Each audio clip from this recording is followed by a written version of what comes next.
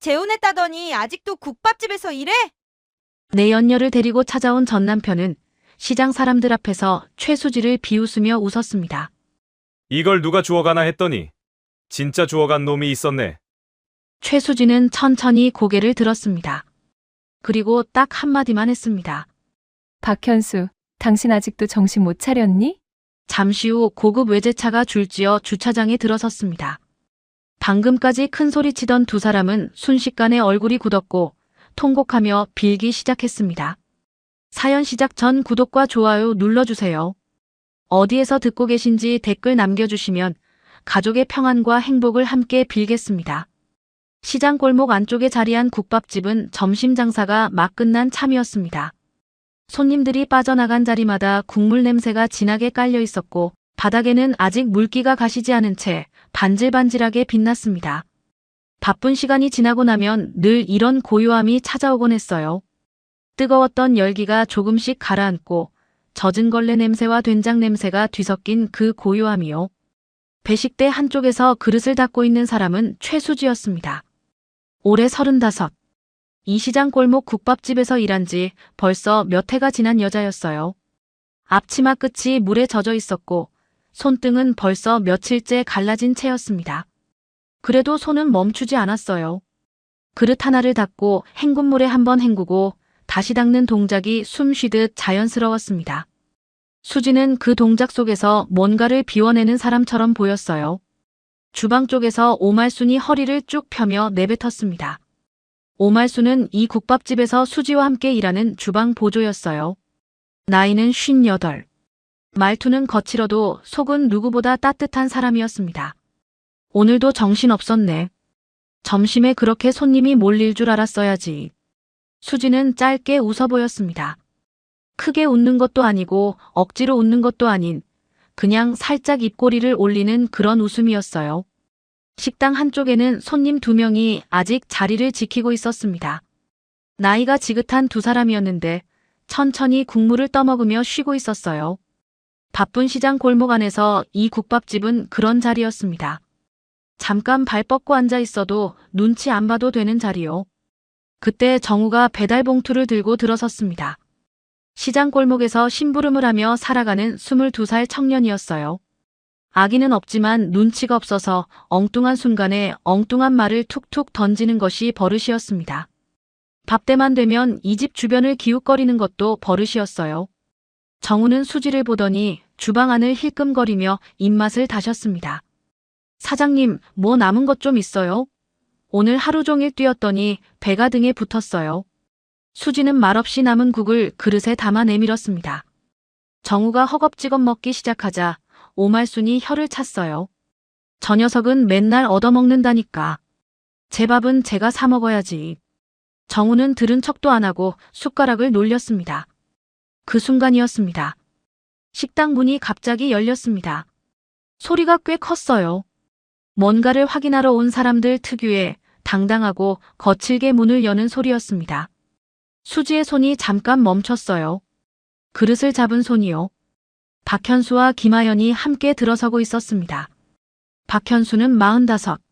수지의 전 남편이었어요. 식자재 납품 하청업체를 운영하며 작은 성공을 거둔 뒤로 사람을 돈과 조건으로만 보는 버릇이 생긴 남자였습니다. 그의 옆에 서 있는 김하연은 25.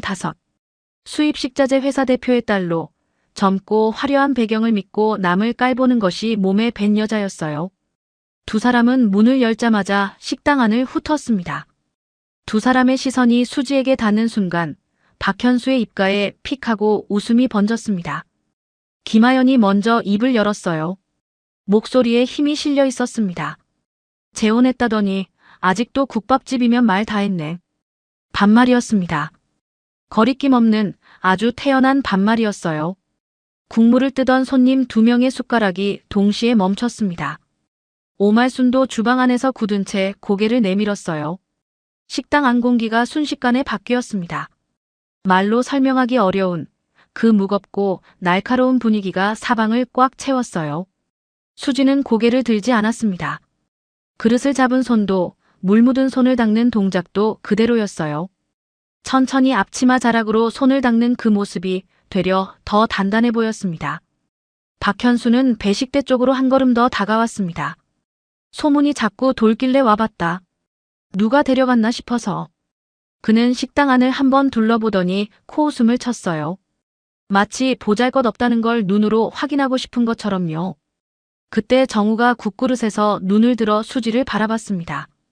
분위기를 전혀 읽지 못한 채로요. 사장님, 아는 사람이에요? 그 한마디가 식당 안에 떨어졌습니다. 아무도 웃지 않았어요. 수지는 더 작아진 것처럼 보였습니다. 어깨가 살짝 안으로 말린 것처럼요. 박현수는 그걸 놓치지 않았습니다.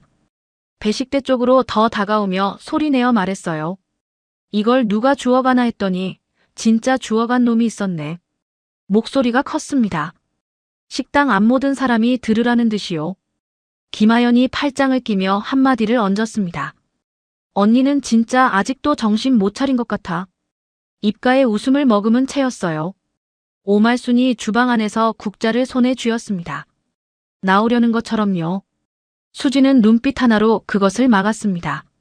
눈이 마주치자 오말순은 발을 멈췄지만 불안한 눈빛만은 숨기지 못했어요. 박현수는 멈추지 않았습니다. 한 걸음 더 가까이 다가오며 말을 이었어요. 어떤 놈인지 나도 좀 알자. 얼마나 급했으면 이런 여자를 데려갔을까 싶네. 그 말이 식당 안에 퍼지는 동안 손님 2명은 서로 눈을 맞추며 고개를 숙였습니다. 자리를 피하고 싶지만 그러기도 어려운 표정이었어요. 시선이 몰렸습니다. 정우도 손님도 오말순도 모두 수지를 바라보았습니다. 그 시선들이 뜨겁게 달아오른 것처럼 느껴지는 자리에서 수지는 천천히 앞치마 자락에 손을 닦았습니다. 그리고 고개를 들었어요. 서두르지 않았습니다. 눈이 마주쳤을 때도 흔들리지 않았어요. 수지의 목소리는 낮았지만 식당 안 구석구석까지 닿았습니다. 박현수, 당신 아직도 정신 못 차렸니? 짧은 말이었습니다. 그런데 그 한마디가 떨어지자 식당 안 공기가 완전히 멈춰버린 것만 같았어요. 박현수의 입가에서 웃음이 사라졌습니다. 김하연도 뭔가를 말하려다 입을 닫았어요. 그 순간이었습니다. 시장 골목 밖에서 무거운 바퀴 소리가 들려왔습니다. 한 대가 아니었어요. 천천히 줄을 지어 들어오는 소리였습니다. 식당 유리창 너머로 검은 세단 한 대가 보였고 그 뒤로 또 한 대, 또 한 대가 따라왔습니다. 박현수는 순간 굳었습니다. 그러다 억지로 웃음을 꾸며냈어요. 별 연출을 다 하네. 그런데 목소리에 힘이 없었습니다. 듣는 사람이 모두 알 수 있을 만큼요.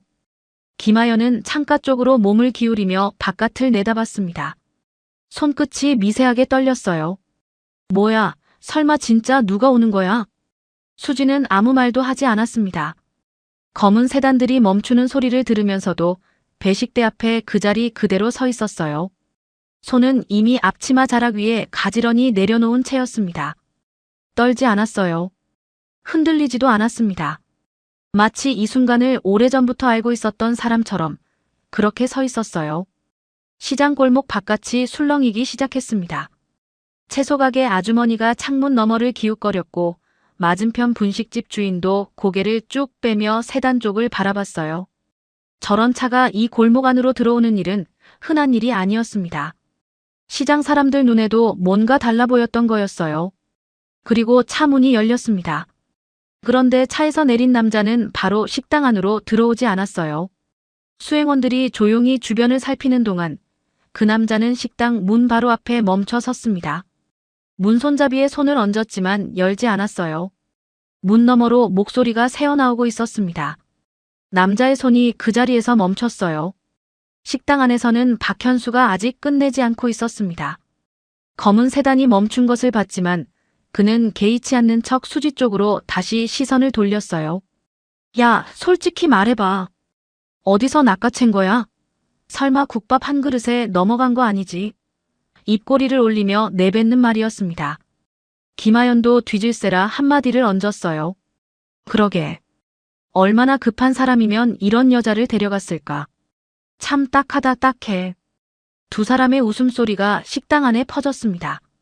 손님 2명은 고개를 더 깊이 숙였어요. 오말수는 주방 안에서 손에 힘을 꽉 주었습니다. 눈가가 뜨거워지는 게 느껴졌지만 이를 악물었어요. 수지는 움직이지 않았습니다. 배식대 앞에 그 자리 그대로 서 있었어요. 박현수의 말이 귀를 파고들었지만 그 어떤 것도 수지의 발을 움직이게 하지 못했습니다. 다만 앞치마를 쥔 손끝이 하얗게 질려 있었어요. 문 밖에 서 있던 남자는 그 모든 말을 다 들었습니다. 한마디도 빠짐없이요. 표정은 바뀌지 않았어요. 다만 문손잡이를 잡은 손에 천천히 힘이 들어갔습니다. 손등에 핏줄이 도드라질 만큼요. 식당 안이 잠시 조용해졌습니다. 박현수도 김하연도 말을 멈춘 그 짧은 순간이었어요. 수지가 천천히 눈을 떴습니다. 그리고 고개를 들어 문 쪽을 바라봤어요. 말은 없었습니다. 그냥 그쪽을 바라봤을 뿐이었어요.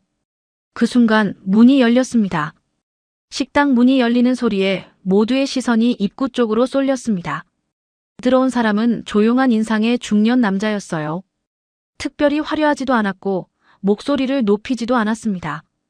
그냥 천천히 발소리조차 죽이듯이 안으로 들어왔어요.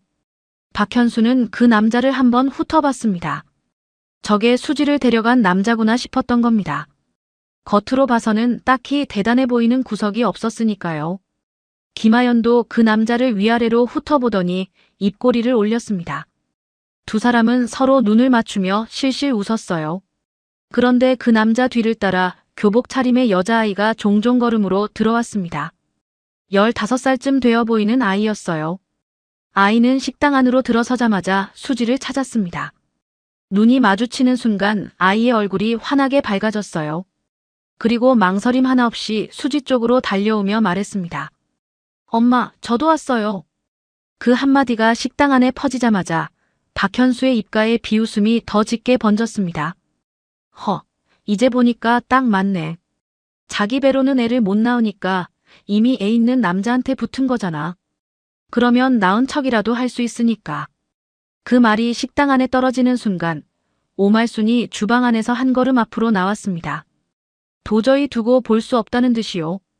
김하연은 박현수 말에 맞장구를 치며 받아쳤어요. 어머 진짜. 그렇게 생각하니까 딱 맞다. 자기 배로 낳은 자식도 없으면서 엄마 소리는 듣고 싶었나 봐.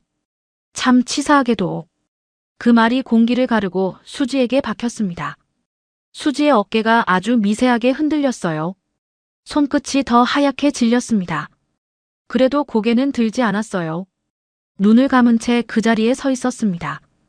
오말순이 앞으로 나오려는 순간 수지가 조용히 손을 들어막았습니다. 오지 말라는 뜻이었어요. 오말순은 발을 멈췄지만 눈가가 붉어지는 것은 막지 못했습니다. 그때였습니다. 정우가 들어온 남자를 바라보다가 눈을 가늘게 뜨며 작게 중얼거렸어요. 저 사람 어디서 본 것 같은데. 분명히 어디서 봤는데. 별 뜻 없이 내뱉은 말이었습니다. 그런데 그 한마디가 박현수의 귀에 꽂혔어요. 박현수는 처음으로 그 남자의 얼굴을 제대로 바라봤습니다. 그리고 그 순간 얼굴이 굳었어요. 웃음이 먼저 사라졌고 그 다음은 말이 사라졌습니다. 숨이 턱 막히는 것 같았어요. 그 얼굴은 업계에서 모르는 사람이 없는 얼굴이었습니다. 아니, 업계뿐만이 아니었어요. 뉴스에도 신문에도 방송에도 수없이 나왔던 얼굴이었습니다. 박현수의 목에서 침 넘기는 소리가 작게 났어요. 들어온 사람은 김수철이었습니다. 나이는 40. 국내에서 가장 큰 한식 프랜차이즈 그룹을 이끄는 회장이었어요. 해외에서도 이름이 알려진 사람이었고 자산만 해도 7조 원이 넘는다는 말이 돌았습니다. 방금 전까지 박현수가 급한 놈이 데려갔다며 비웃던 그 남자가 바로 이 사람이었어요. 김하연도 그제야 제대로 그 남자를 봤습니다. 얼굴빛이 순식간에 바뀌었어요. 팔짱을 끼고 있던 팔이 힘없이 내려왔습니다. 오빠, 저 사람 혹시... 말을 잇지 못하고 박현수 팔을 꽉 잡았어요. 박현수는 대답하지 못했습니다. 입술만 달싹거렸어요. 김수철은 먼저 수지를 봤습니다. 그리고 낮고 조용한 목소리로 말했어요. 기다렸죠. 딱 2마디였습니다. 그런데 그 2마디가 식당 안에서 얼마나 묵직하게 울렸는지 몰라요. 수지는 고개를 살짝 끄덕였습니다. 말은 없었어요. 그래도 두 사람 사이에 흐르는 것이 있었습니다. 오래 함께 살아온 사람들만 나눌 수 있는 그런 눈빛이었어요. 교복을 입은 아이는 어느새 수지 팔에 손을 얹고 있었습니다. 김수철의 딸 김하늘이었어요. 하늘은 수지 곁에 착 붙은 채 떨어지지 않았습니다. 그 작은 손이 수지 팔을 꼭 쥐고 있었어요. 오말수는 그 장면을 보다가 손으로 입을 틀어막았습니다. 눈가가 뜨겁게 달아오르더니 참았던 눈물이 볼을 타고 조용히 흘러내렸어요. 그 다음에야 김수철이 박현수를 봤습니다. 시선이 닿는 순간 박현수는 발이 땅에 붙은 것처럼 움직이지 못했어요. 소리를 지른 것도 아니었습니다. 눈을 크게 뜬 것도 아니었어요. 그냥 바라봤을 뿐인데 그 눈빛 하나에 박현수는 이미 모든 것이 끝났다는 걸 알아챘습니다. 정우는 이제야 상황이 완전히 파악됐는지 들고 있던 숟가락을 소리 없이 내려놓으며 조용히 뒤로 물러섰습니다. 손님 2명도 자리에서 일어나지 못한 채 그 장면을 지켜봤어요. 식당 안 공기가 완전히 김수철 중심으로 바뀌어 있었습니다. 김수철이 천천히 입을 열었습니다.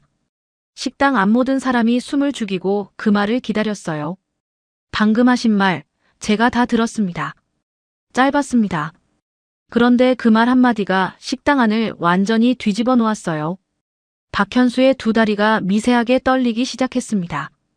김하연은 그 자리에서 한 발짝도 움직이지 못했어요. 수지는 그 모든 것을 배식대 앞에 서서 바라봤습니다. 손은 앞치마 위에 가지런히 놓인 채였어요. 뜨겁지도 않고 떨리지도 않았습니다. 그냥 조용히 단단하게 서 있었어요. 마치 오늘 이 자리가 끝이 아니라 시작이라는 걸 이미 알고 있는 사람처럼요. 이야기는 6년 전으로 거슬러 올라갑니다. 그날 저녁 바깥에는 비가 내리고 있었습니다.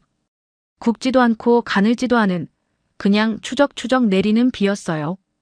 창문을 타고 흘러내리는 빗물 소리가 조용한 집안에 가득 찼습니다. 최수진은 저녁상을 차려놓고 남편을 기다리고 있었어요. 국이 식을까봐 뚜껑을 덮었다가 다시 열어보고 또 덮었습니다. 그렇게 몇 번을 반복했는지 몰랐어요. 그즈음 수지의 하루는 늘 그런 식이었습니다. 남편 박현수의 회사 장부를 정리하고 거래처에 보낼 서류를 챙기고 도시락을 싸서 손에 쥐어보내는 것이 수지의 일과였어요. 박현수가 처음 식자재 납품일을 시작할 때부터 수지는 옆에서 함께 버텨온 사람이었습니다. 잘 나가지 않던 시절에도 밤새 걱정하며 숫자를 맞추던 시절에도 수지는 자리를 지켰어요. 그런데 일이 조금씩 커지기 시작하면서 남편의 눈빛이 달라졌습니다. 집에 들어오는 시간이 늦어졌고 수지를 바라보는 눈에서 뭔가가 조금씩 빠져나가고 있었어요. 수지는 그것을 느끼면서도 모른 척하려 했습니다. 그냥 바쁜 탓이겠지, 그냥 피곤한 탓이겠지 하고요. 밤 10시가 넘어서야 현관문이 열렸습니다. 남편이 들어왔어요. 비를 맞았는지 어깨가 조금 젖어 있었고 넥타이는 이미 느슨하게 풀려 있었습니다. 수지는 얼른 일어나 국을 다시 불에 올렸어요. 밥 금방 차려드릴게요. 국이 좀 식었어요. 그 말에 남편은 대꾸하지 않았습니다. 식탁에 넥타이도 풀지 않은 채 멍하니 앉아 있었어요. 수지는 뜨끈하게 데운 국을 상에 올리고 수저를 놓았습니다. 많이 피곤하죠? 오늘 또 늦었네요. 다가가며 건네는 말이었어요. 그런데 남편은 수지가 내민 국그릇에 손도 대지 않았습니다. 그냥 테이블 위를 내려다보고 있었어요. 그리고 말했습니다. 우리 이제 그만하자. 수지는 처음에 무슨 말인지 알아듣지 못했습니다. 그만하자는 말이 밥을 그만 먹자는 말인지, 이 대화를 그만하자는 말인지, 그것도 아니면 다른 무언가인지. 수지는 멍하니 남편을 바라봤어요. 무슨 말이에요, 갑자기. 남편은 수지를 똑바로 쳐다보지 않은 채 말을 이었습니다. 이제 자기 주변에는 수준 맞는 사람들이 생겼고 더 큰 자리를 바라보려면 옆에 맞는 사람이 있어야 한다고 했어요. 차갑고 건조한 말이었습니다. 마치 오래전부터 준비해둔 말을 읽어내려가는 것처럼요. 수지의 손이 테이블 위에서 천천히 주먹을 쥐었습니다. 목소리가 떨렸어요. 제가 뭘 잘못했어요? 그 말만 해줘요. 내가 뭘 그렇게 잘못했는지. 남편은 잠시 침묵했다가 입을 열었습니다. 아이가 생기지 않는 것도 이유로 들었어요. 그 말이 나오는 순간 수지는 숨이 막히는 것 같았습니다. 국그릇을 잡은 손이 덜컥 흔들렸어요. 그때 안방 문이 열렸습니다. 시어머니 고연숙이 나왔어요. 나이는 70. 며느리보다 아들 편이 먼저인 사람이었습니다. 처음부터 수지를 탐탁지 않게 여겼지만 그날만큼은 숨기려는 마음조차 없어 보였어요. 수지야, 임신도 못하는 사람이 우리 현수 앞길을 막으면 안 되지. 빨리 정리하고 나가줘야 해. 말이 아니라 선고였습니다. 수지는 시어머니를 바라봤어요. 아무 말도 나오지 않았습니다. 목구멍 안에서 뭔가가 꽉 막혀 있었어요. 시어머니는 그 자리에서 멈추지 않았습니다. 여자가 아이도 못 낳으면 끝난 거나 마찬가지야. 그게 현실이야. 그 말이 수지의 귀를 파고들었어요. 현실이라는 말이었습니다. 수지가 버티고 챙기고 살아온 10년이 넘는 시간이 그 한마디에 끝난 거나 마찬가지라는 말이었어요. 수지는 물을 한 잔 따랐습니다. 손이 떨려서 물이 조금 넘쳤어요. 그걸 닦지도 못하고 그냥 마셨습니다. 차가운 물이 목을 타고 내려가는 감각이 유독 선명하게 느껴졌어요. 그때 남편의 전화기가 울렸습니다. 화면이 수지 쪽으로 향해 있었어요. 잠깐 켜진 화면에 이름이 보였습니다. 김하연. 수지는 그 이름을 보는 순간 손에 들고 있던 물컵을 테이블에 내려놓았어요. 소리가 났습니다. 생각보다 큰 소리였어요. 남편은 얼른 전화기를 뒤집었지만 이미 늦었습니다. 이상하다는 느낌은 오래전부터 있었습니다. 늦은 귀가, 짧아진 대화, 먼 곳을 보는 눈빛들이 쌓여 있었어요. 그런데 그 이름 석자를 보는 순간 막연하게 느끼던 것들이 한꺼번에 하나로 모였습니다. 수지의 눈가가 뜨겁게 달아올랐지만 눈물은 나오지 않았어요. 너무 놀라면 눈물도 나오지 않는다는 걸 수지는 그날 처음 알았습니다. 그 순간 전화기가 울렸어요. 남편의 누나 박미선이었습니다. 박미선은 43살로 직접 나서서 큰 소리를 치는 사람은 아니었어요. 그러나 전화 한 통으로 상황에 힘을 보태는 사람이었습니다. 수지는 전화기를 받았습니다. 수지야, 우리 현수가 늦둥이인 거 알잖아. 엄마가 아들 낳겠다고 얼마나 고생을 했는데. 우리 집에서 아들이 얼마나 중요한지 너도 알 거 아니야. 그 귀한 아들 옆에서 아이도 못 낳으면서 버티는 게 맞는 것 같아. 이제 그냥 놓아줘. 그게 서로한테 낫지. 목소리는 조용했습니다. 조용한데 더 서늘했어요. 마치 당연한 말을 하는 것처럼 너무나 태연하게 말하는 그 목소리가 수지의 귀 안에서 오래 맴돌았습니다. 수지는 아무 말도 하지 않고 전화기를 내려놓았어요. 남편은 끝까지 감정을 드러내지 않았습니다. 수지를 쫓아내려는 사람처럼 굴지도 않았고 그렇다고 미안한 기색을 보이지도 않았습니다. 그냥 남의 일을 구경하는 사람처럼 조용히 앉아 있었어요. 그게 더 서러웠습니다. 소리를 지르거나 싸우거나 하는 편이 차라리 나을 것 같았어요. 이 조용함은 이미 수지를 사람으로 보지 않는다는 뜻이었으니까요. 수지는 방으로 들어갔습니다. 옷장 위에 있던 작은 캐리어를 꺼냈어요. 10년이 넘게 살아온 집인데 막상 손에 쥐고 보니 자기 것이라 부를 수 있는 게 얼마 없었습니다. 옷 몇 벌, 세면도구, 그리고 서랍 안에 박현수 생일에 쓰려고 조금씩 모아둔 봉투 하나. 수지는 그 봉투를 손에 들었다가 다시 서랍 안에 넣었어요. 가져갈 수가 없었습니다. 챙겨가는 게 더 이상할 것 같았어요. 캐리어를 끌고 현관문을 향해 걸어가는데 뒤에서 시어머니의 목소리가 들렸습니다. 잘 생각했어. 괜히 더 비참해지기 전에. 수지는 돌아보지 않았어요. 그냥 문을 열고 나왔습니다. 비가 아직 내리고 있었어요. 현관 앞 계단 위에 서자 빗물이 발등에 닿았습니다. 차가웠어요. 수지는 캐리어 손잡이를 두 손으로 꽉 쥔 채 잠깐 그 자리에 서 있었습니다. 뒤를 돌아볼 수가 없었어요. 돌아보면 무너질 것 같았으니까요. 그래서 그냥 앞을 보았습니다. 빗속으로 그냥 걸어 나갔어요. 계단을 다 내려왔을 때였습니다. 아파트 현관 처마 아래 누군가 서 있었어요. 수지는 그 사람을 보는 순간 발이 멈췄습니다. 25의 김하연이었어요. 박현수의 내연녀. 화면에서 이름으로만 봤던 여자가 지금 수지 앞에 서 있었습니다. 우산을 들고 말끔한 차림으로요. 비를 피하면서 수지를 기다리고 있었던 것 같았어요. 두 사람의 눈이 마주쳤습니다. 김하연은 피하지 않았어요. 오히려 수지를 위아래로 훑어보더니 천천히 입을 열었습니다. 애라도 하나 있었으면 덜 불쌍했겠다. 비소리 사이로 또렷하게 들렸어요. 무기처럼 던지는 말이었습니다. 수지는 그 말을 듣고 아무것도 하지 않았어요. 소리를 지르지도 울지도 않았습니다. 그냥 그 자리를 지나쳤어요. 캐리어 바퀴가 빗물 고인 바닥을 굴러가는 소리가 났습니다. 수지는 그 소리를 들으며 걸었어요. 뒤를 보지 않았습니다. 골목으로 나왔습니다. 비는 그칠 기미가 없었어요. 수지는 큰 길로 나가서 손을 들었습니다. 택시가 지나갔어요. 그런데 서지 않았습니다. 다음 택시도 그냥 지나쳤어요. 캐리어를 끌고 서 있는 수지 옆으로 차들이 물을 튀기며 지나갔습니다. 신발 앞코가 이미 젖어 있었어요. 빗물이 발가락 사이로 스며드는 게 느껴졌습니다. 수지는 그래도 손을 내리지 않았어요. 한참이 지나서야 택시 한 대가 섰습니다. 수지는 캐리어를 트렁크에 밀어넣고 뒷자리에 올라탔어요. 기사가 물었습니다. 어디로 갈까요? 수지는 잠깐 말이 막혔어요. 어디로 가야 하는지 그게 이렇게 막막할 줄 몰랐습니다. 10년이 넘게 살았던 집을 나왔는데 갈 곳을 떠올리는데 이렇게 오래 걸릴 줄 몰랐어요. 은평구요. 겨우 나온 말이었습니다. 사촌 언니네였어요. 가까운 사이는 아니었지만 지금 수지가 떠올릴 수 있는 이름이 그것뿐이었습니다. 사촌 언니는 수지를 보고 놀랐어요.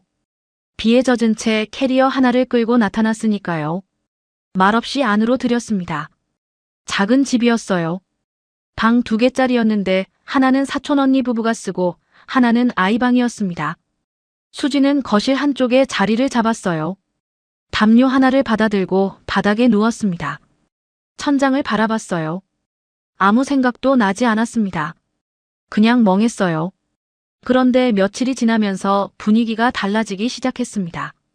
사촌 언니는 말이 없는 사람이었지만 올케는 달랐어요. 아침에 주방에 나오면 먼저 나와 있다가 슬쩍 자리를 피했습니다. 밥을 같이 먹어도 말이 없었어요. 냉장고를 열 때도 화장실을 쓸 때도 수지는 자꾸 눈치가 보였습니다. 없는 사람처럼 작아지려 했어요. 그게 더 피곤했습니다. 밖이 더 편할 것 같은 날도 있었어요. 수지는 낮에는 밖으로 나갔습니다. 취업 정보지를 들고 이곳저곳 알아봤어요. 사무보조, 마트 계산원, 식당 서빙. 닥치는 대로 지원했습니다. 그런데 면접 자리에 가면 어김없이 비슷한 말이 돌아왔어요. 경력이 없다, 나이가 좀 있다, 지금 당장 쓸 사람이 필요한데 처음 해보는 분은 좀 어렵겠다. 수지는 그 말을 들을 때마다 고개를 숙이고 나왔습니다. 면접 보고 나오는 길에 버스 정류장 벤치에 앉아 있었어요. 일어설 힘이 바로 나지 않았습니다. 그렇게 며칠이 더 지났어요. 수지는 점점 범위를 넓혔습니다. 지하철을 타고 멀리까지 나갔어요. 어느 날은 시장 쪽으로 발길이 닿았습니다. 재래시장이었어요. 오래된 상가들이 늘어서 있었고 골목마다 사람 냄새가 났습니다. 생선 굽는 냄새, 떡 찌는 냄새, 국 끓이는 냄새가 뒤섞여 있었어요. 수지는 그 냄새를 맡으며 골목을 걸었습니다. 시장 입구 쪽 게시판 앞에서 발이 멈췄어요. 이런저런 종이들이 빼곡하게 붙어 있었습니다. 방 구한다, 팔아요, 배웁니다. 그런 종이들 사이에 작은 종이 하나가 끼어 있었어요. 손으로 직접 쓴 글씨였습니다. 글씨가 삐뚤음했어요. 국밥집 일손 구함. 성실한 분 우대. 아래에 전화번호가 적혀 있었습니다. 수지는 그 종이를 한동안 바라봤어요. 국밥집. 식당 일은 해본 적이 없었습니다. 그런데 발이 움직였어요. 종이에 적힌 주소 쪽으로였습니다. 시장 안쪽으로 조금 들어가니 작은 가게가 보였습니다. 오래되었지만 단정한 가게였어요. 간판도 문 앞도 깔끔하게 정돈되어 있었습니다. 국밥이라는 글자가 또렷하게 적힌 간판이 골목 안에서도 눈에 잘 들어왔어요. 수지는 그 간판 앞에 한참을 서 있었습니다. 들어가야 하나, 그냥 돌아서야 하나. 발이 쉽게 떨어지지 않았어요. 그래도 더 물러설 곳이 없었습니다. 수지는 숨을 한번 고르고 문을 밀었어요. 안으로 들어서자 구수하고 따뜻한 냄새가 먼저 왔습니다. 국물이 오래 끓여진 냄새였어요. 자극적이지 않고 깊은 냄새였습니다. 테이블은 반듯하게 정리되어 있었고 바닥도 깨끗했어요. 수지는 그 공기를 천천히 들이마셨습니다. 따뜻했어요. 오랜만에 느껴보는 따뜻함이었습니다. 몸이 아니라 어딘가 다른 곳이 조용히 녹는 것 같은 온기였어요. 주방 쪽에서 여자 하나가 나왔어요. 68살 윤복자였습니다. 이 국밥집의 주인이었어요. 키는 작았지만 목소리는 컸고 눈빛은 더 컸습니다. 거칠어 보여도 속에 정이 깊은 사람이라는 걸 나중에야 알 수 있었어요. 윤복자는 수지를 위아래로 한번 훑어보더니 말했습니다. 구인 보고 왔어요? 수지가 고개를 끄덕이자 윤복자는 더 묻지 않았어요. 주방 쪽을 향해 손을 뻗으며 말했습니다. 손이 급하니까 일단 해봐요. 앞치마 저기 있어요. 면접도 긴 질문도 없었어요. 그냥 앞치마부터였습니다. 수지는 앞치마 끈을 묶으며 주방 안으로 들어갔습니다. 그리고 첫 번째 일을 받았어요. 큰 솥 설거지였습니다. 국을 끓이고 난 뒤에 솥이었는데 안쪽에 눌어붙은 찌꺼기가 가득했어요. 수지는 수세미를 들고 솥 안으로 팔을 집어넣었습니다. 뜨거운 열기가 팔뚝까지 올라왔어요. 힘을 주어 문질렀지만 쉽게 떨어지지 않았습니다. 물을 더 붓다가 그만 쏟고 말았어요. 바닥이 흥건해졌습니다. 수지는 급하게 걸레를 찾았어요. 그런데 걸레가 어디 있는지도 몰랐습니다. 두리번거리다가 오말순과 눈이 마주쳤어요. 오말순은 58살로 이 국밥집에서 수지보다 훨씬 오래 일한 주방 보조였습니다. 말투는 거칠어도 속은 깊은 사람이었는데 처음에는 그 거친 말투만 먼저 보였어요. 아니, 물을 왜 거기다 쏟아요? 걸레는 저기 있잖아요, 저기. 목소리가 컸습니다. 수지는 얼굴이 붉어진 채 걸레를 집어 바닥을 닦았어요. 점심시간이 되자 손님이 한꺼번에 밀려들었습니다. 테이블마다 사람이 찾고 주문은 쉬지 않고 들어왔어요. 오말순이 10번 테이블 순대국 하나, 5번 테이블 뼈해장국 두라고 빠르게 외치는데 수지는 어느 테이블이 몇 번인지도 헷갈렸습니다. 국그릇을 들고 홀로 나갔다가 잘못 가져온 적도 있었어요. 손님이 이거 내가 시킨 거 아닌데요 하고 말하는 순간 수지의 귀가 뜨겁게 달아올랐습니다. 정우가 그 틈을 놓치지 않았어요. 시장에서 심부름을 하는 22살 청년이었는데 이날도 심부름 틈틈이 국밥집 안을 기웃거리고 있었습니다. 이렇게 느려서 장사 되겠어요? 점심 피크 때 저러면 윤 사장님 힘드시겠다. 눈치 없이 툭 내뱉는 말이었어요. 수지는 아무 말도 하지 않았습니다. 그냥 다시 주방으로 들어가 그릇을 집었어요. 뜨거운 국솥 열기가 얼굴을 달궜습니다. 젖은 바닥에 미끄러질 뻔한 것도 2번이었어요.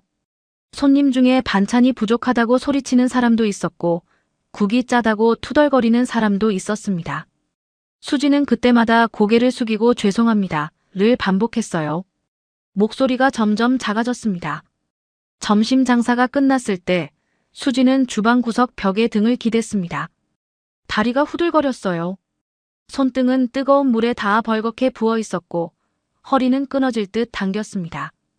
윤복자는 수지를 흘끔 보더니 아무 말도 하지 않았어요. 잘했다는 말도 수고했다는 말도 없었습니다. 그냥 다음 준비를 하라는 눈빛뿐이었어요. 그런데 그때였습니다. 자리에서 일어나던 손님 한 명이 계산을 하며 말했어요. 나이 지긋한 할아버지였습니다. 국물 참 괜찮네.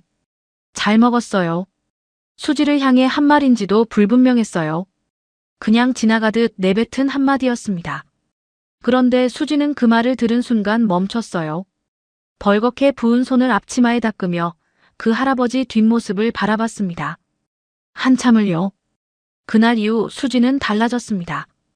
누구보다 먼저 나왔어요. 가게 문이 열리기 1시간 전에 이미 주방에 들어와 있었습니다.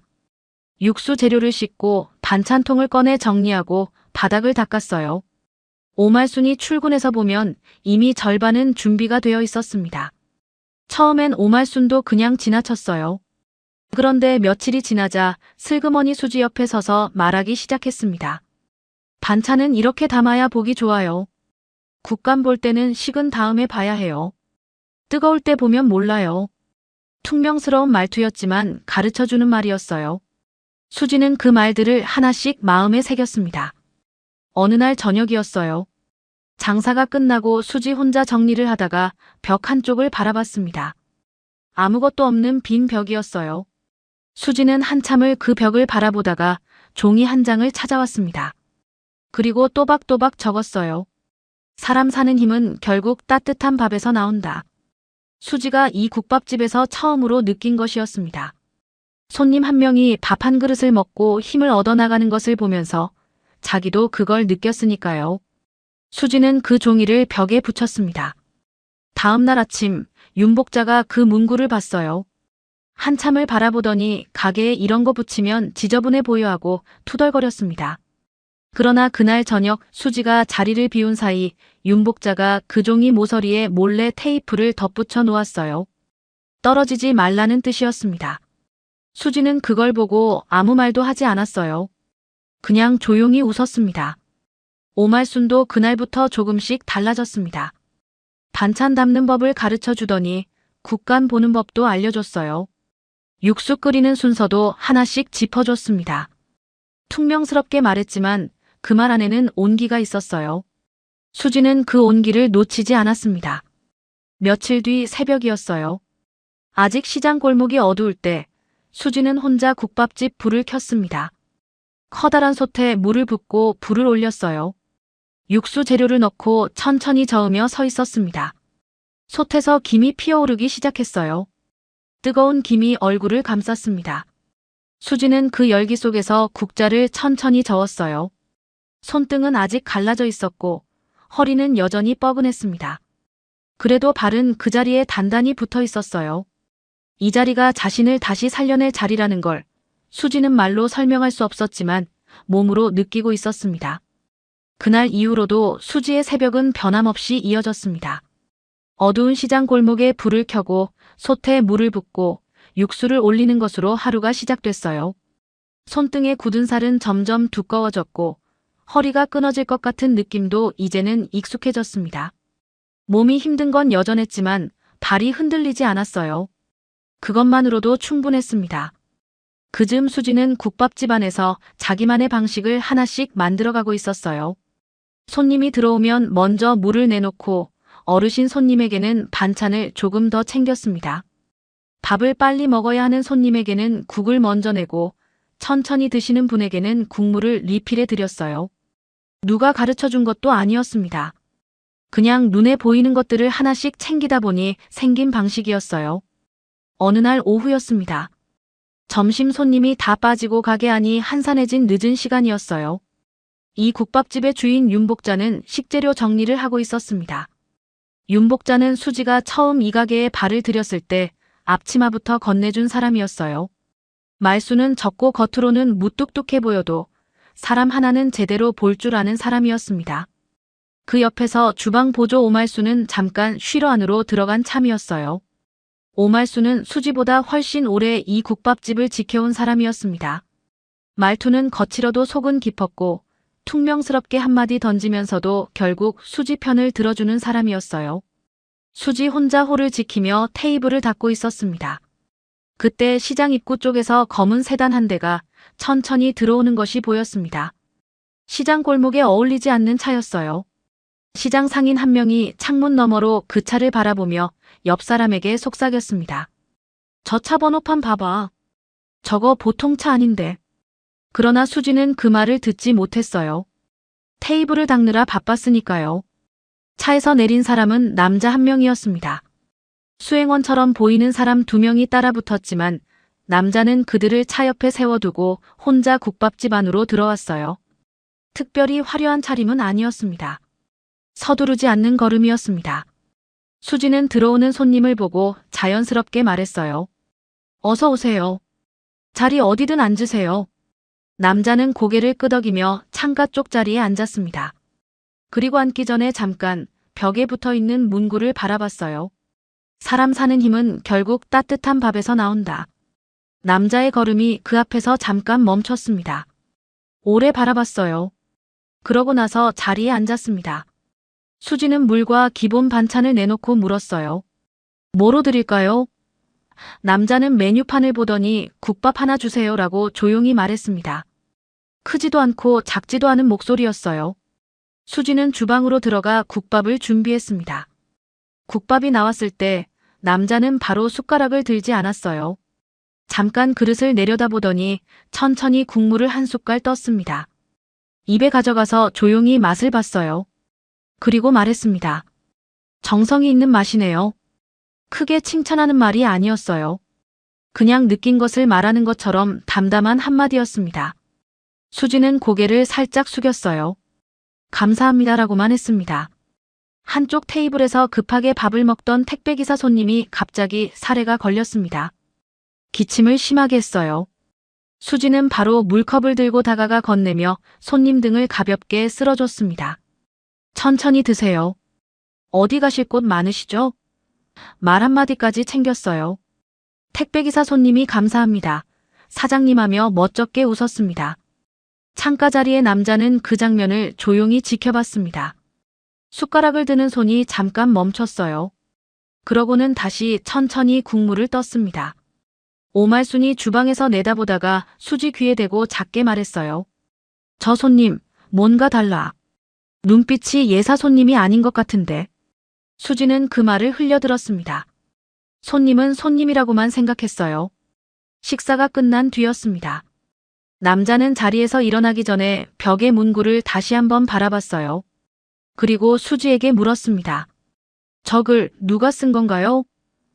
수지는 잠깐 망설였다가 말했어요. 제가 썼어요. 남자가 고개를 끄덕이며 다시 물었습니다. 왜 저 말을 적으셨어요? 수지는 잠깐 생각하다가 담담하게 답했어요. 여기 오시는 분들이 많이 지쳐 보이거든요. 밥 한 끼 드시고 조금이라도 힘을 얻어가시면 좋겠다 싶어서요. 꾸민 말이 아니었습니다. 그냥 수지가 매일 보고 느끼는 것을 말한 것뿐이었어요. 남자는 그 말을 듣고 바로 대꾸하지 않았습니다. 잠깐 수지를 바라보다가 눈을 내리깔았어요.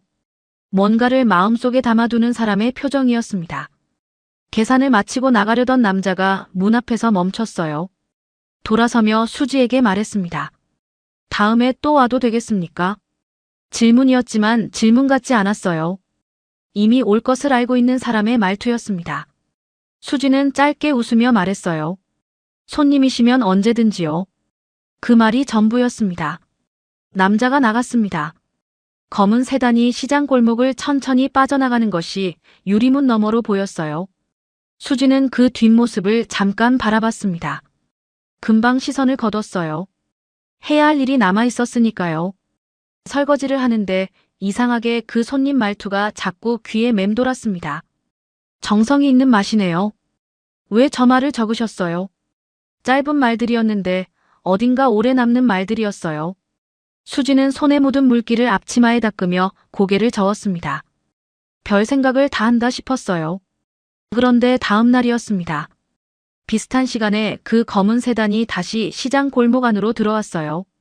어제와 같은 자리, 같은 남자였습니다. 수지는 평소처럼 물을 내놓고 주문을 받았어요. 남자는 어제와 같이 국밥을 시켰고 같은 자리에서 조용히 먹었습니다. 그 다음 날도 왔어요.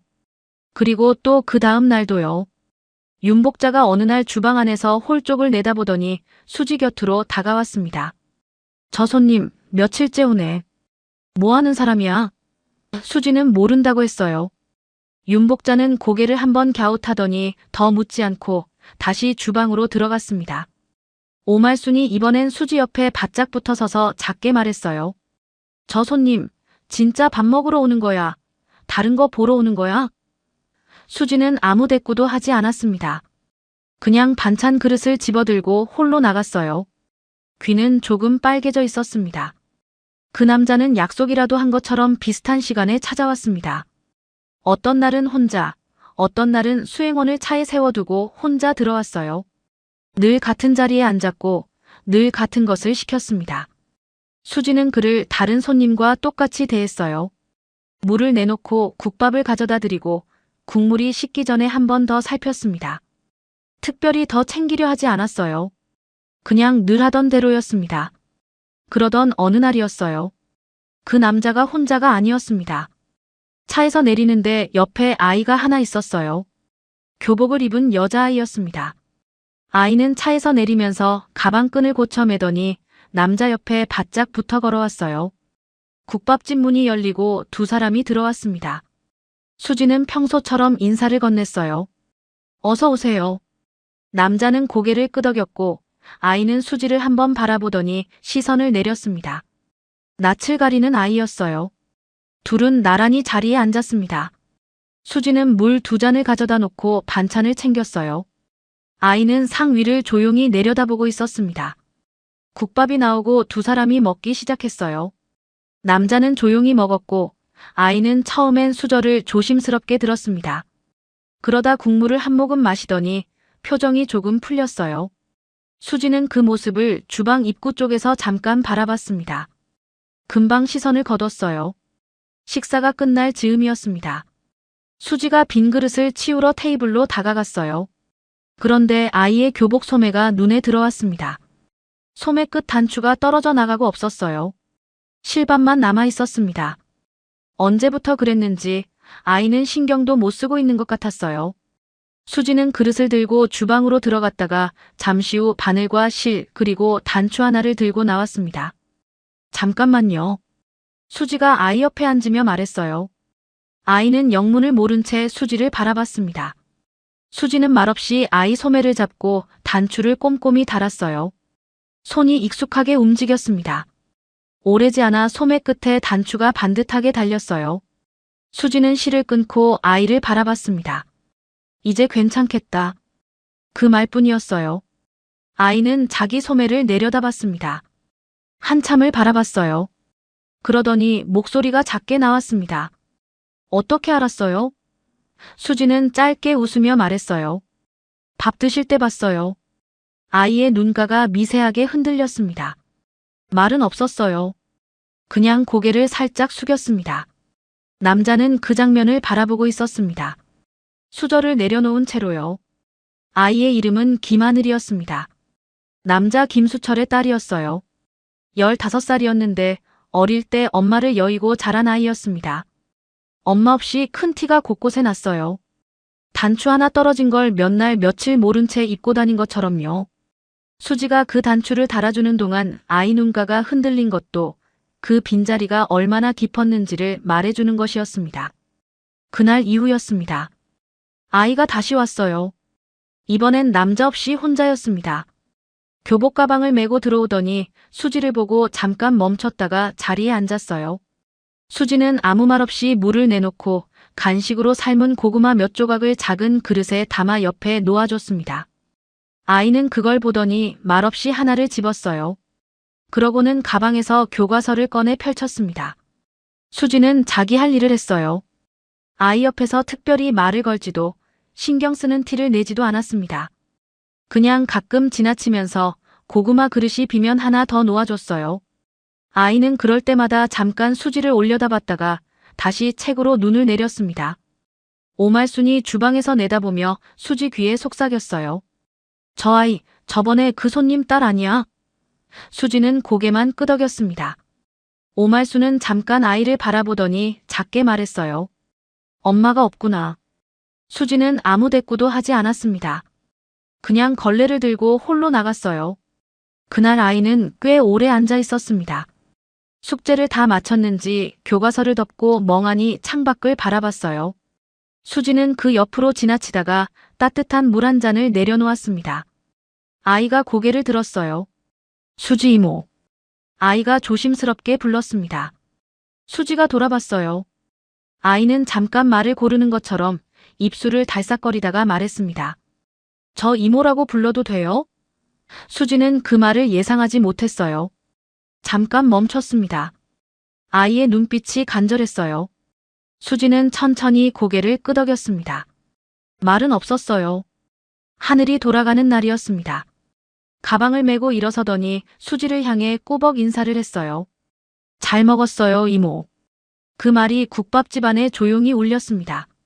수지는 짧게 웃으며 말했어요. 또 와요. 하늘은 문을 열고 나가다가 한 번 뒤를 돌아봤습니다. 그리고 손을 작게 흔들었어요. 수지는 그 뒷모습을 바라봤습니다.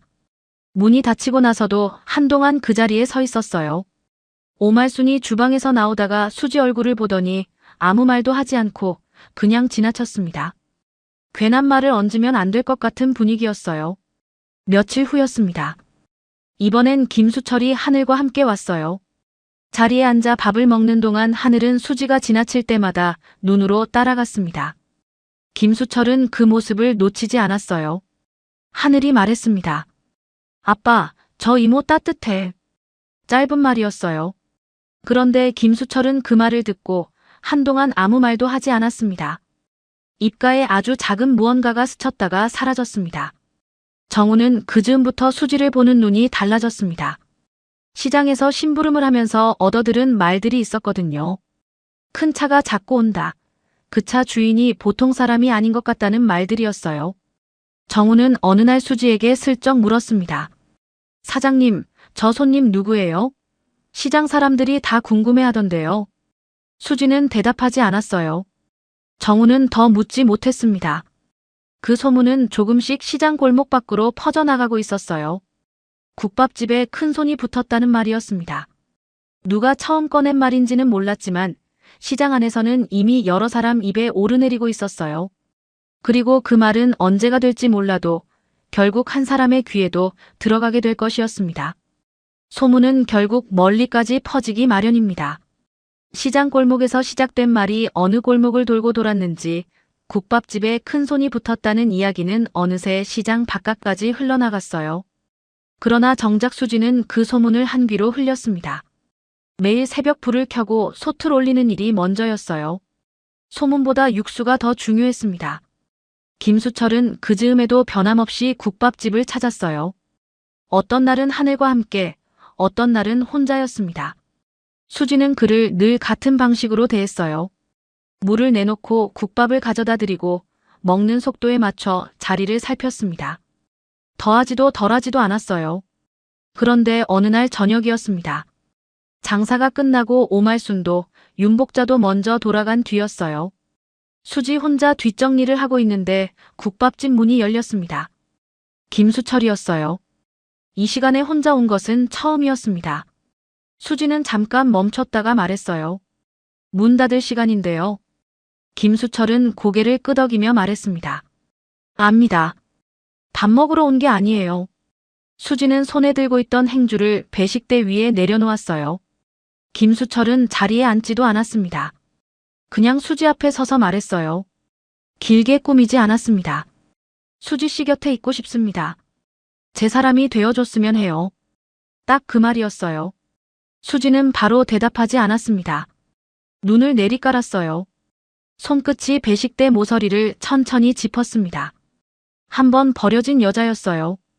아이를 못 낳는다는 말을 들으며 쫓겨났던 사람이었습니다. 그 기억이 가슴 어딘가에 돌처럼 박혀 있었어요. 누군가 곁에 있고 싶다는 말을 하면 그 돌이 제일 먼저 움직였습니다. 저 같은 사람을 왜요? 수지가 낮게 물었어요. 따지는 말이 아니었습니다. 진짜로 모르겠다는 말이었어요. 김수철은 잠깐 수지를 바라봤습니다. 그러고는 말했어요. 수지 씨가 수지 씨이기 때문입니다. 더 설명하지 않았어요. 그 말이 전부였습니다. 수지는 고개를 들지 못했어요. 눈가가 뜨거워지는 게 느껴졌습니다. 참으려고 입술을 꼭 다물었어요. 한참이 지나도 말이 나오지 않았습니다. 김수철도 재촉하지 않았어요. 그냥 그 자리에 서 있었습니다. 수지가 준비될 때까지 기다릴 수 있다는 것처럼요. 그날 수지는 대답을 하지 못하고 집으로 돌아왔습니다. 좁은 방 안에 혼자 앉아 오래 있었어요. 창밖에는 시장 골목 가로등 불빛이 흔들리고 있었습니다. 수지는 무릎을 끌어안은 채 그 불빛을 바라봤어요. 믿어도 되는 걸까? 라는 말이 마음속에서 자꾸 맴돌았습니다. 한번 무너진 사람은 다시 믿는 것이 2배로 어렵다는 걸 수지는 몸으로 알고 있었어요. 며칠이 지났습니다. 하늘이 혼자 국밥집에 왔어요. 자리에 앉더니 수지를 바라봤습니다. 뭔가 할 말이 있는 것 같았어요. 수지가 물 한 잔을 내려놓자 하늘이 조심스럽게 입을 열었습니다. 이모, 우리 아빠 좋은 사람이에요. 수지는 손을 멈췄어요. 하늘은 테이블을 손끝으로 문지르며 말을 이었습니다. 아빠가 누구한테 저렇게 하는 거 저 처음 봤어요. 진짜예요. 눈을 똑바로 마주치지 못하고 테이블만 내려다보며 하는 말이었습니다. 그래도 목소리는 떨리지 않았어요. 오래 생각하고 꺼낸 말이라는 게 느껴졌습니다. 수지는 하늘의 손을 바라봤어요. 테이블을 문지르는 그 작은 손을요. 한참을 바라보다가 그 손 위에 자기 손을 살며시 얹었습니다. 말은 없었어요. 그런데 하늘은 그것으로 충분한 것 같았습니다. 고개를 들더니 수지를 바라봤어요. 눈가가 촉촉하게 젖어 있었습니다. 그날 저녁 수지는 김수철에게 짧게 말했어요. 한번 만나봐요. 그게 전부였습니다. 김수철은 말없이 고개를 끄덕였어요. 두 사람은 그렇게 천천히 가까워졌습니다. 요란하지 않았어요. 김수철은 수지를 화려한 곳으로 데려가려 하지 않았습니다. 그냥 장사 끝난 저녁에 조용히 걷거나 시장 골목 어기 포장마차에 나란히 앉아있거나 했어요. 말이 많지 않아도 어색하지 않은 사이가 되어갔습니다. 하늘도 조금씩 달라졌어요. 국밥집에 오는 횟수가 늘었고 수지 옆에 앉아있는 시간도 길어졌습니다. 어느 날은 수지가 반찬을 담는 걸 옆에서 구경하다가 이거 제가 해볼게요 하며 젓가락을 집었어요. 서툴게 담았지만 수지는 고쳐주지 않았습니다. 그냥 옆에서 봤어요. 하늘은 자기가 담은 반찬 그릇을 테이블에 내려놓으며 뿌듯한 얼굴을 했습니다. 오말수는 그 모습을 보다가 주방에서 혼자 피식 웃었어요. 윤복자는 못 본 척했지만 입꼬리가 살짝 올라가 있었습니다. 그렇게 계절이 한번 바뀌었어요. 두 사람이 처음 만나기 시작한 것이 여름 끝 무렵이었는데 어느새 찬바람이 불기 시작했습니다. 시장 골목에 군고구마 굽는 냄새가 돌기 시작하면 수지는 괜히 국밥집이 더 따뜻하게 느껴진다고 생각했어요. 그런데 그 무렵이었습니다. 윤복자가 수지를 불렀어요. 주방 안 작은 의자에 앉더니 말했습니다. 나 이제 슬슬 쉬어야 할 것 같아. 몸이 예전 같지 않아. 수지는 그 말을 듣는 순간 손이 멈췄어요. 윤복자는 말을 이었습니다. 가게를 정리할까 생각 중이야. 수지는 아무 말도 못했어요. 그냥 윤복자를 바라봤습니다. 속에서 뭔가가 크게 흔들리는 것이 느껴졌어요. 이 국밥집이 수지한테 어떤 자리인지 말로 설명하기가 어려웠습니다. 쫓겨나다시피 집을 나온 날 갈 곳이 없어 헤매다가 들어온 곳이었어요. 바닥에서 다시 일어서는 법을 배운 자리였습니다. 그 자리가 사라진다는 게 어떤 의미인지 수지는 누구보다 잘 알고 있었어요. 그날 저녁 김수철이 수지 얼굴을 보더니 조용히 물었어요. 무슨 일 있었어요? 수지는 윤복자 이야기를 꺼냈습니다. 말을 다 하고 나서 창밖을 바라봤어요. 더 말하지 않았습니다. 김수철은 그날 이후 조용히 움직였어요. 며칠 뒤 윤복자를 따로 만났습니다. 두 사람이 어떤 이야기를 나눴는지 수지는 몰랐어요. 그냥 어느 날 윤복자가 수지를 부르더니 서류를 한 장 내밀었습니다. 수지는 그 서류를 받아들었어요. 가게 이름 아래 적힌 이름을 봤습니다. 최수지. 자기 이름이었어요. 수지는 한동안 그 이름을 바라봤습니다. 믿기지 않았어요. 서류를 들고 있는 손이 미세하게 떨렸습니다. 윤복자는 수지 얼굴을 보더니 말했어요. 이 가게 살린 사람이 너잖아. 내가 물려줄 사람은 너밖에 없어. 그리고 이 가게 내 명의로 할 수 있도록 수철 씨가 도와준 거야. 수철 씨 좋은 사람 같으니 잘 만나봐. 투박한 말이었지만 그 안에 담긴 것이 무거웠습니다. 수지는 입술을 꼭 다물었어요. 눈가가 뜨겁게 달아올랐습니다. 오말순이 주방에서 그 장면을 보다가 앞치마 자락으로 눈가를 꾹 눌렀어요. 아무 말도 하지 않았습니다. 말이 필요 없는 순간이었어요. 수지는 그날 혼자 국밥집에 남았습니다. 불을 다 끄지 않은 채 배식대 앞에 섰어요. 자기 이름이 적힌 서류를 손에 들고 벽에 붙은 문구를 바라봤습니다. 사람 사는 힘은 결국 따뜻한 밥에서 나온다. 수지가 이 가게에서 처음으로 느낀 것을 적은 말이었어요. 그 말 아래 이제 자기 이름이 붙은 가게에서 수지는 그 자리에 오래 서 있었습니다. 떠나지 않고 무너지지 않고 버텨낸 자리에 이제 자기 이름이 생겼습니다. 그렇게 시간이 흘렀습니다. 계절이 2번 바뀌었어요. 수지와 김수철이 처음 손을 잡고 시장 골목을 걸었던 날이 가을 초였는데 어느새 두 번째 봄이 지나고 있었습니다. 두 사람은 크게 요란한 것 없이 가까워졌어요. 김수철은 바쁜 사람이었습니다. 어떤 주는 서울에 없는 날이 더 많았어요. 출장이 잦았습니다. 국내 어딘가로 가는 날도 있었고 며칠씩 연락이 뜸해지는 날도 있었어요. 수지는 그럴 때 먼저 묻지 않았습니다. 바쁜 사람이라는 건 알고 있었으니까요. 다만 출장에서 돌아오는 날이면 어김없이 국밥집에 들러 자리에 앉았어요. 수지는 말없이 국밥을 내어줬고 김수철은 조용히 먹었습니다. 그게 두 사람만의 방식이었어요. 수지는 김수철이 어느 정도 여유 있는 사람이라는 건 알았습니다. 차도 단정했고 입성도 깔끔했어요. 그렇다고 사치를 부리는 사람은 아니었습니다. 셋이 살기 딱 좋은 크기의 집이었고 밥상도 소박했어요. 수지가 국밥집에서 일하는 것도 막지 않았고 비싼 것을 사주거나 화려한 곳에 데려가려 하지도 않았습니다. 그냥 곁에 있어주는 사람이었어요. 자기한테 잘 대해주고 하늘을 사랑하는 아버지이고 말보다 행동이 먼저인 사람. 수지한테는 그것으로 충분했습니다. 두 사람이 결혼을 이야기한 건 사귀기 시작한 지 1년이 훌쩍 넘어서였습니다. 김수철이 먼저 꺼낸 말이었어요.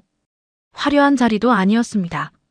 저녁 장사가 끝나고 국밥집 안에 둘이 남아있을 때였어요. 김수철이 조용히 말했습니다. 같이 살고 싶어요. 제대로요. 수지는 한동안 아무 말도 하지 않았어요. 손에 들고 있던 행주만 천천히 접었다 폈다 했습니다. 그러다 고개를 들고 말했어요. 하늘이가 싫다고 하면요? 김수철이 작게 웃으며 말했습니다. 하늘이가 먼저 물어봤어요. 아빠, 수지 이모랑 결혼하면 안 되냐고요? 수지는 그 말을 듣는 순간 손에 들고 있던 행주를 꼭 쥐었어요. 눈가가 뜨거워졌습니다. 말이 나오지 않았어요. 결혼식은 크게 하지 않았습니다. 가까운 사람들만 자리를 채웠어요. 하늘은 그날 수지 옆에서 한시도 떨어지지 않았습니다. 식이 끝나고 나오는 길에 하늘이 수지 손을 꼭 쥐며 말했어요. 엄마, 우리 잘 살자. 수지는 그 말을 듣고 걸음을 멈췄습니다. 하늘이 처음으로 엄마라고 부른 순간이었어요. 수지는 하늘 손을 더 꼭 쥐었습니다. 아무 말도 나오지 않았어요. 결혼하고 나서 수지는 처음으로 김수철이 어떤 사람인지 제대로 알게 되었습니다. 어느 날 저녁 뉴스를 보다가 수지는 화면을 바라보며 굳었어요. 국내 최대 한식 프랜차이즈 그룹 회장 김수철. 화면 아래 자막이 그렇게 적혀 있었습니다. 수지는 천천히 옆을 돌아봤어요. 김수철은 아무렇지 않은 얼굴로 차를 마시고 있었습니다. 수지가 말했어요. 왜 말 안 했어요? 김수철이 잔을 내려놓으며 말했습니다. 말하면 달라지는 게 있었을까요? 수지는 한동안 아무 말도 못했어요. 나중에 알고 보니 출장이라고 했던 날들이 일본, 미국, 유럽을 오가는 일이었습니다. 국내 매장만 해도 수백 개였고 해외에도 이름이 알려진 그룹이었어요. 자산이 얼마인지는 수지가 감히 가늠하기도 어려웠습니다. 소박한 집에서 소박하게 밥을 먹던 그 남자가 그런 사람이었던 거예요. 수지는 며칠 동안 그 사실이 실감이 나지 않았습니다. 그래도 달라진 것은 없었어요. 수지는 여전히 새벽에 국밥집 불을 켰고 여전히 앞치마를 두르고 배식대 앞에 섰습니다. 그렇게 봄이 지나고 있었어요. 그 무렵이었습니다. 박현수 귀에 소문이 들어갔어요. 박현수는 45, 수지의 전 남편이었습니다. 식자재 납품 하청업체를 운영하며 나름 잘 나간다고 생각하는 남자였어요. 소문은 거래처 사람 입에서 나왔습니다. 밥자리에서 별 뜻 없이 꺼낸 말이었어요. 박 대표님 전 부인이 재혼하셨다던데요. 시장 골목 국밥집에 있다고 하더라고요. 박현수는 그 말을 흘려들었습니다. 아직도 국밥집이라는 말이 더 귀에 걸렸어요. 피식 웃음이 났습니다. 그런데 며칠 뒤 또 비슷한 말이 들려왔어요. 그 국밥집에 유명한 남자 자주 온다더라고요. 박현수는 잠깐 눈썹을 찌푸렸습니다. 그래도 고개를 저었어요. 아이도 못 낳던 여자가 시장 국밥집에서 얼마나 대단한 사람이 온단 말이냐 싶었습니다. 결국 박현수는 김하연을 데리고 직접 나섰어요. 점심이 막 끝난 시간, 두 사람은 시장 골목으로 들어갔습니다. 문을 열고 들어서는 순간 앞치마를 두른 채 그릇을 닦고 있는 수지가 보였어요. 박현수 입가에 웃음이 번졌습니다. 역시나였어요. 아직도 국밥집, 아직도 앞치마. 하나도 달라진 게 없어 보였습니다. 김하연이 들어서자마자 반말로 내뱉었어요. 재혼했다더니 아직도 국밥집이면 말 다 했네. 박현수도 바로 받아쳤습니다. 이걸 누가 주워가나 했더니 진짜 주워간 놈이 있었네. 얼마나 급했으면 이런 여자를. 손님들 숟가락이 멈췄어요. 오말순이 주방 안에서 국자를 쥐었습니다. 수지는 눈빛 하나로 오말순을 막았어요. 고개를 들지 않은 채였습니다. 그때 식당 문이 다시 열렸습니다. 교복 차림의 하늘이 먼저 들어왔어요. 아이는 수지를 보자마자 얼굴이 환해졌습니다. 망설임 없이 달려오며 말했어요. 엄마, 저도 왔어요. 박현수 입가에 비웃음이 더 짙게 번졌습니다. 자기 배로는 못 나오니까 남의 애한테 엄마 소리 들으려고 그 짓을 한 거야. 김하연도 피식 웃으며 얹었어요. 자기 배로 낳은 자식도 없으면서 엄마 소리는 듣고 싶었나 봐. 참 치사하게도. 그 말이 공기를 가르고 수지에게 박혔습니다. 수지의 어깨가 아주 미세하게 흔들렸어요. 그래도 고개는 들지 않았습니다. 그 순간이었어요. 하늘 뒤를 따라 조용히 들어온 남자가 있었습니다. 화려하지도 않았고 소리를 높이지도 않았어요. 천천히 발소리조차 죽이듯이 들어왔습니다. 박현수는 그 남자를 보고 속으로 비웃었어요. 저게 수지를 데려간 남자구나 싶었던 겁니다. 그때였습니다. 정우가 그 남자를 바라보다가 눈을 가늘게 뜨며 작게 중얼거렸어요. 저 사람 어디서 본 것 같은데. 박현수는 그 말을 듣고 처음으로 그 남자 얼굴을 제대로 바라봤습니다. 그 순간 얼굴이 굳었어요. 웃음이 먼저 사라졌고 그 다음은 말이 사라졌습니다. 뉴스에서, 신문에서, 방송에서 수없이 보던 얼굴이었어요. 박현수의 목에서 침 넘기는 소리가 작게 났습니다. 들어온 사람은 김수철이었습니다. 국내 최대 한식 프랜차이즈 그룹의 회장이었어요. 그것도 박현수 회사가 납품하는 바로 그 그룹의 주인이었습니다. 방금 전까지 급한 놈이 데려갔다며 비웃던 그 남자가 바로 이 사람이었어요. 김하연도 그제야 제대로 그 남자를 봤습니다. 얼굴빛이 순식간에 바뀌었어요. 팔짱을 끼고 있던 팔이 힘없이 내려왔습니다. 오빠, 저 사람 혹시... 말을 잇지 못하고 박현수 팔을 꽉 잡았어요. 김수철은 먼저 수지를 봤습니다. 기다렸죠. 낮고 조용한 말이었어요. 수지는 고개를 살짝 끄덕였습니다. 그 다음에야 김수철이 박현수를 봤어요. 소리를 지르지 않았습니다. 눈을 크게 뜨지도 않았어요. 그냥 바라봤을 뿐인데 그 눈빛 하나에 박현수는 이미 모든 것이 끝났다는 걸 알아챘습니다. 김수철이 천천히 입을 열었습니다. 방금 하신 말, 제가 다 들었습니다. 박현수의 두 다리가 미세하게 떨리기 시작했어요. 김하연은 그 자리에서 한 발짝도 움직이지 못했습니다. 수지는 그 모든 것을 배식대 앞에 서서 바라봤어요. 손은 앞치마 위에 가지런히 놓인 채였습니다. 뜨겁지도 않고 떨리지도 않았어요. 그냥 조용히 단단하게 서 있었습니다. 마치 오늘 이 자리가 끝이 아니라 시작이라는 걸 이미 알고 있는 사람처럼요. 그 말 한마디가 국밥집 안에 낮게 깔렸습니다. 소리를 높이지 않았어요. 그런데 그 조용한 한마디가 박현수의 가슴 한가운데를 정확하게 찔렀습니다. 박현수는 입을 열려다 멈췄어요. 무슨 말을 해야 할지 몰랐습니다. 아니, 말이 나오지 않았어요. 김수철은 더 말하지 않았습니다. 그냥 하늘 어깨에 손을 얹고 자리에 앉았어요. 수지가 조용히 물 2잔을 가져다 놓았습니다. 박현수와 김하연은 그 자리에 서 있었어요. 앉지도 나가지도 못하고 있었습니다. 손님들은 고개를 숙인 채 밥을 먹었지만 숟가락 소리도 줄어들어 있었어요. 오말수는 주방 입구에 서서 팔짱을 낀 채 두 사람을 바라봤습니다. 눈에 힘이 들어가 있었어요. 결국 박현수가 먼저 몸을 돌렸습니다. 뭐라고 한마디 하려다가 그냥 삼켰어요. 김하연이 그 팔을 끌었고 두 사람은 서둘러 문을 나갔습니다. 문이 닫히는 소리가 났어요. 그 소리가 유난히 크게 들렸습니다. 수지는 그쪽을 바라보지 않았어요. 그냥 배식대 앞으로 돌아섰습니다. 그날 이후였습니다. 며칠이 지나지 않아 박현수 회사로 공문 한 장이 날아왔어요. 납품 계약을 종료하겠다는 내용이었습니다. 박현수는 그 종이를 두 손으로 들고 한동안 서 있었어요. 손이 떨렸습니다. 그 그룹에 납품을 넣은 게 벌써 몇 년째였어요.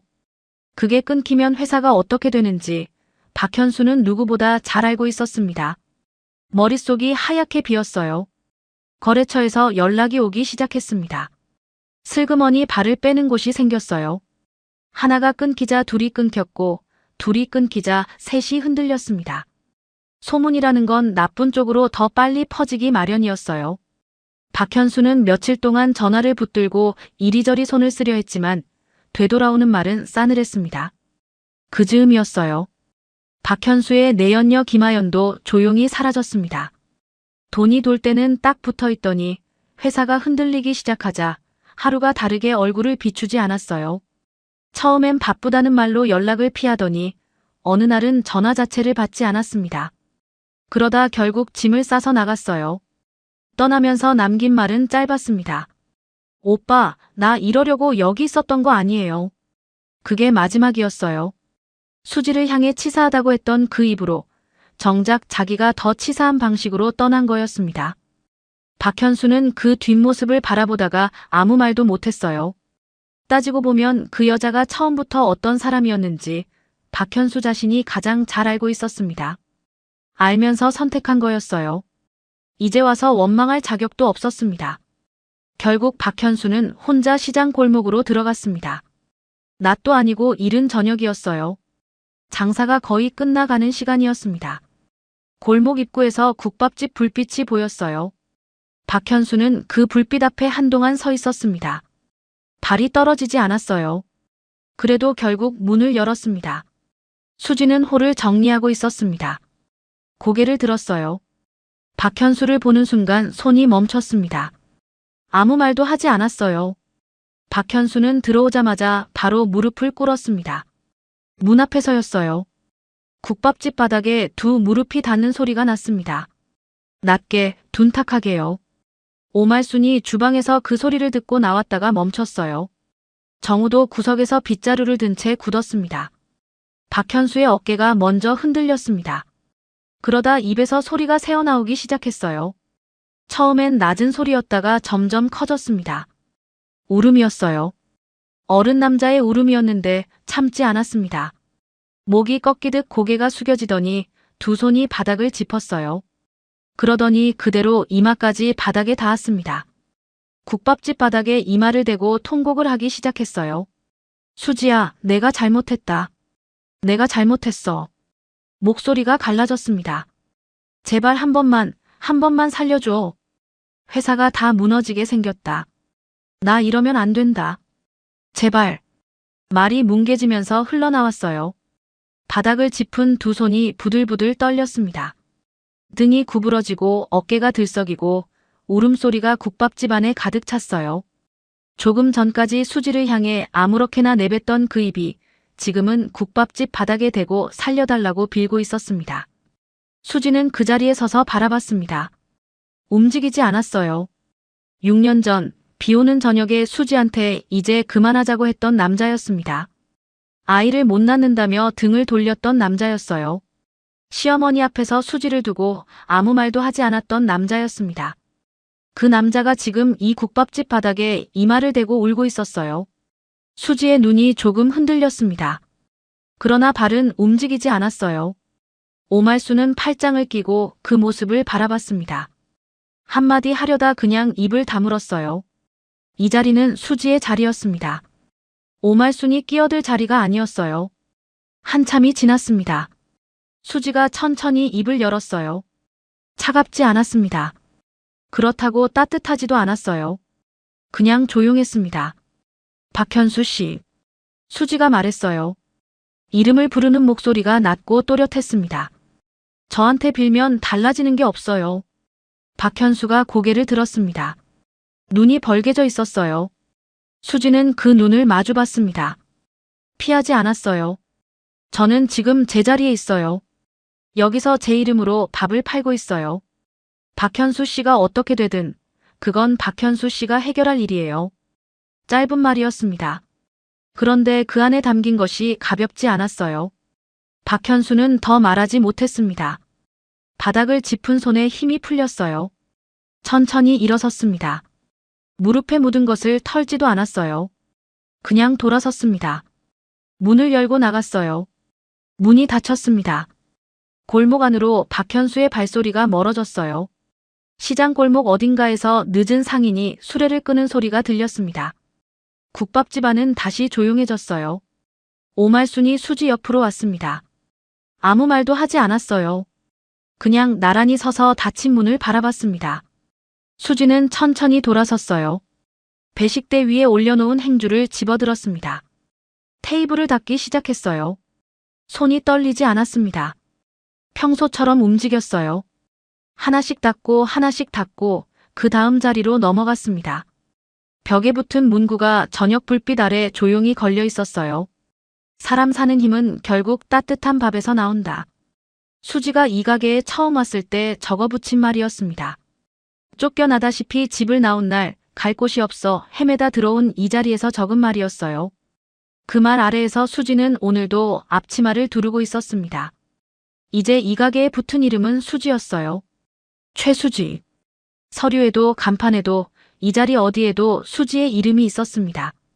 누가 빼앗아 간 것도 아니고 누군가 그냥 준 것도 아니었어요. 버티고 버티고 또 버텨서 남은 자리였습니다. 수지는 마지막 테이블까지 닦고 나서 잠깐 멈췄습니다. 가게 안을 한번 둘러봤어요. 오래된 나무 의자, 속 끓는 소리, 저녁 불빛, 그리고 벽에 붙은 그 문구. 수지는 작게 숨을 내쉬었습니다. 그날 밤 수지는 집으로 돌아왔습니다. 현관문을 여는 순간 주방에서 무언가 지지는 소리가 났어요. 하늘이 앞치마를 두르고 계란말이를 만들고 있었습니다. 삐뚤빼뚤했어요. 그래도 진지한 얼굴이었어요. 김수철은 식탁 옆에 앉아 하늘을 바라보며 조용히 웃고 있었습니다. 수지가 들어오는 소리를 듣고 하늘이 돌아봤어요. 엄마, 나 오늘 요리했어. 맛있을 것 같지? 수지는 신발을 벗으며 말했습니다. 맛있겠다. 하늘이 다시 프라이팬으로 고개를 돌렸어요. 김수철이 수지 쪽으로 시선을 줬습니다. 말은 없었어요. 그냥 눈빛으로 물었습니다. 괜찮아요? 수지는 짧게 고개를 끄덕였어요. 그것으로 충분했습니다. 두 사람 사이에는 말이 많이 필요하지 않았어요. 셋이 나란히 앉아 밥을 먹었습니다. 하늘이 만든 계란말이는 모양이 엉망이었어요. 그런데 아무도 그 말을 하지 않았습니다. 김수철은 2개를 먹었고 수지도 천천히 하나를 집었어요. 하늘은 둘을 번갈아 보다가 뿌듯한 얼굴을 했습니다. 식탁 위로 따뜻한 밥 냄새가 퍼졌어요. 수지는 그 냄새를 잠깐 들이마셨습니다. 오늘 하루가 길었는데 이 자리에 오니 다 내려가는 것 같았어요. 그게 전부였어요. 그것으로 충분했습니다.